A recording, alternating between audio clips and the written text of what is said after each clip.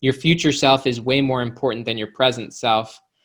And kind of pulling some of these ideas together, basically what the research shows, you're not the same person you were in the past, and you're not going to be the same person in the future. And if you're overly definitive about who you are right now, that's going to really limit your perspective on growth. So here's just a breakdown of the steps, and then we'll go to Q&A. Albert Einstein said imagination is more important than knowledge. And that's exactly what Daniel Gilbert, the Harvard psychologist I started with, said. Most people don't spend enough time imagining their future self. After you've clearly defined it, and I personally like a 3-year time frame, but you could have a future self that exists after this life. You could have a future self 50 years into the future. I like 3 years into the future.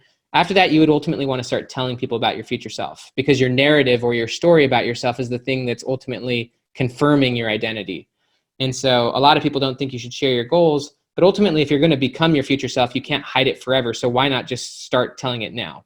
Then ultimately, you want to invest money and resources and experiences into your future self. Being in, obviously, GoBundance is an investment.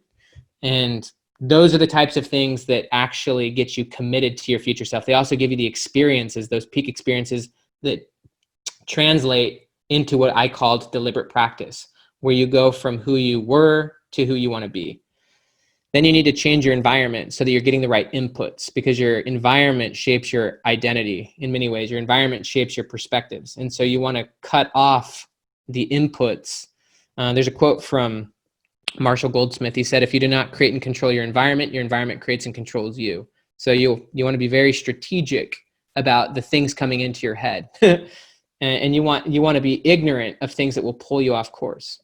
So I would recommend writing in your journal 5 to 15 minutes max in the morning. Write about your goals. These are just some good questions. What are you trying to accomplish? Where do you want to be in 90 days? What's your big picture purpose? What are you grateful for? Who's your future self? What power moves are you going to make today? Power move is any intentional or courageous action that you could take today that would clearly move you forward towards your future self.